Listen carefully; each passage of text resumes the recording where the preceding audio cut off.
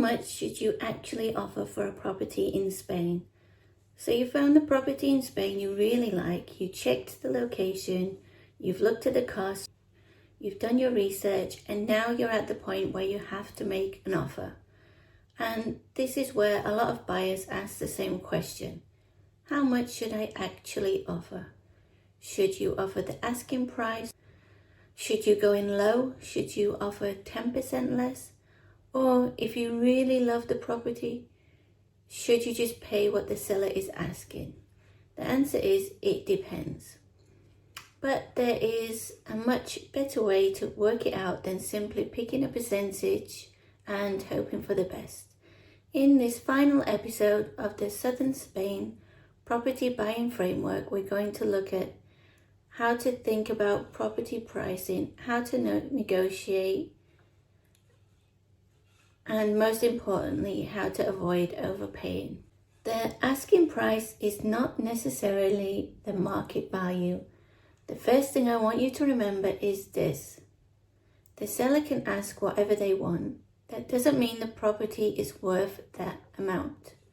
And this is particularly important in Spain because property prices can vary enormously, even between properties that appear very similar.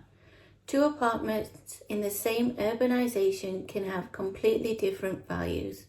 One may have better orientation, one might have a better view, one might have been completely renovated, one might have a larger terrace, one might be on a higher floor, one might have better privacy. So don't just look at the asking price and think that's what this property is worth.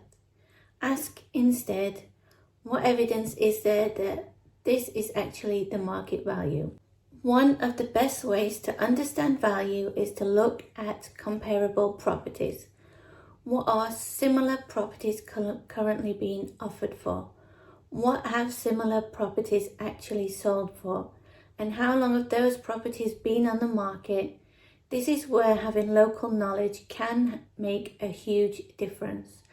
For example, if you're looking at a €1 million apartment, you don't want to compare it with a €1 million apartment in a completely different location with different views, facilities and condition. You want to compare like with like.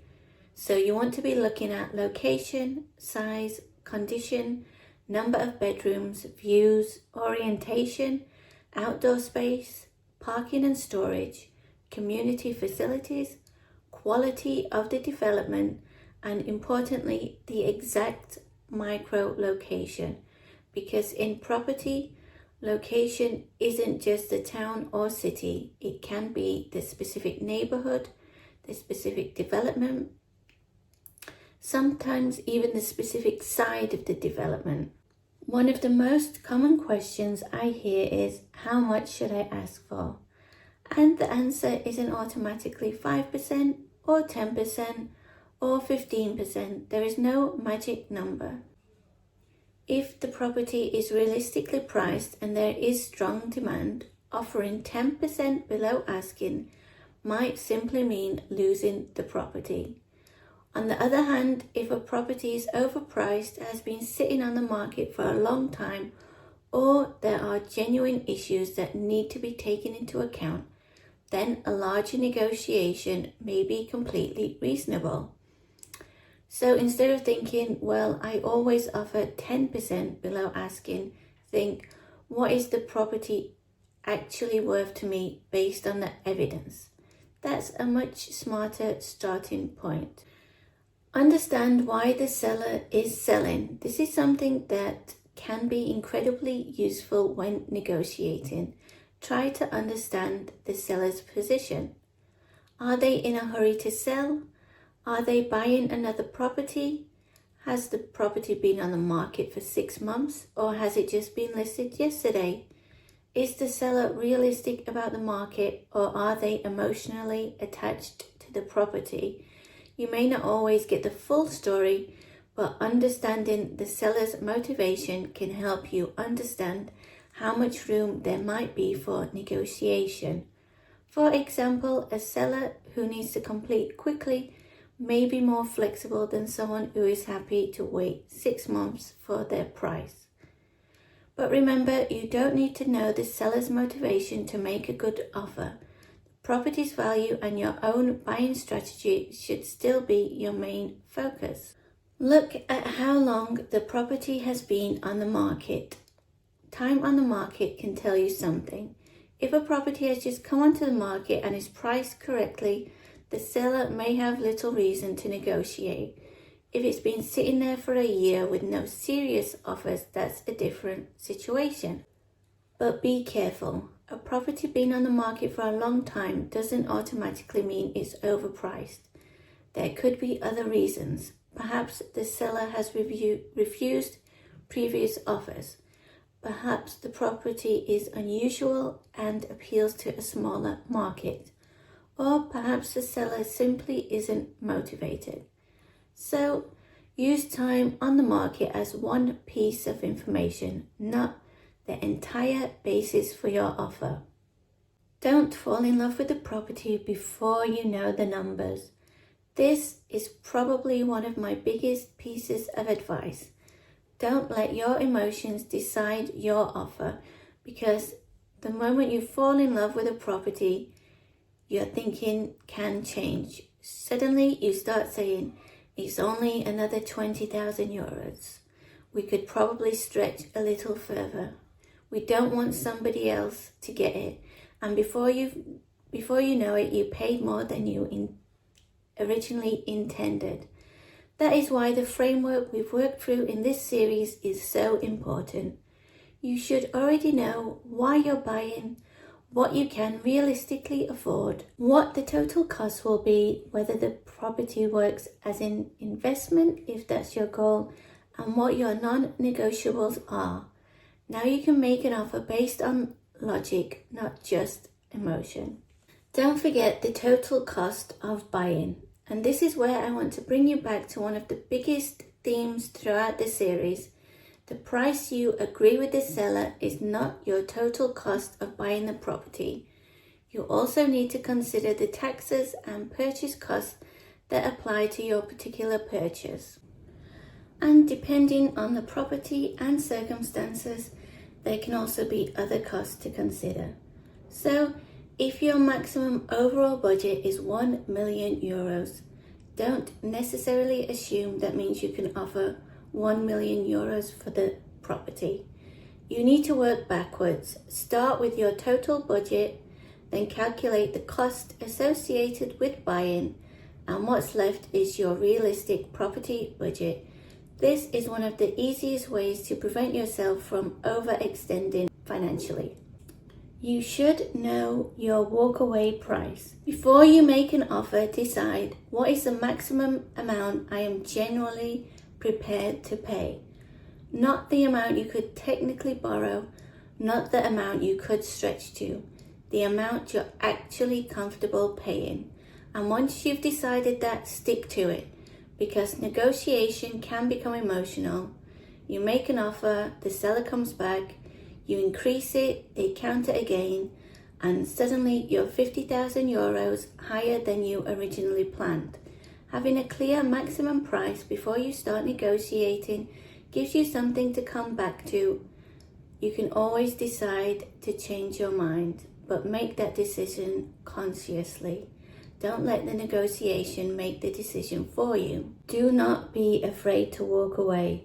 This is possibly the hardest piece of advice for buyers, but it's also one of the most important. Be prepared to walk away. If the numbers don't work, they don't work. If the property is overpriced and the seller won't negotiate, there will be another property. I know that can be difficult to believe when you've fallen in love with a particular home, but Spain has a huge property market. There will always be another property. It may not be identical, it may not have the exact same view, but there will be another opportunity. The biggest mistake is allowing the fear of missing out to push you into paying more than you're comfortable with. So, how much should you actually offer? Let's come back to the original question. My advice is start with the evidence, look at the asking price, look at comparable properties, consider the property's condition, look how long it's been on the market, understand the seller's position if you can, consider the current level of demand, and then decide what you generally believe the property is worth. Your offer should be based on the property and the market, not an arbitrary rule that says you should always offer 10% less. Sometimes the right offer may be very close to asking price. Sometimes it might be considerably lower. And sometimes if there is strong competition and the property is correctly priced, you may even need to offer the asking price to secure it. The key is to understand why you're making the offer you're making. And if I could give you one final piece of advice from this entire property buying framework, it would be this. Don't try to win the negotiation. Try to make a good purchase. These are two completely different things. You could negotiate 50,000 euros off the asking price and still overpay if the property was overpriced to begin with. And you could pay close to the asking price and still make an excellent purchase if the property is fairly valued and works for your needs. The goal isn't to tell everyone, I got 100,000 euros off the asking price. The goal is to be able to say, I bought the right property at a price I was comfortable with and I understood exactly what I was buying. That is what a successful property purchase looks like. And this episode brings us to the end of the Southern Spain property buying framework. Over this series, we've covered the process from the very beginning. We've looked at getting clear on what you're buying, understanding the real cost of purchasing, testing the rental potential, comparing locations, using a property viewing checklist, and finally understanding how to approach the price and negotiate.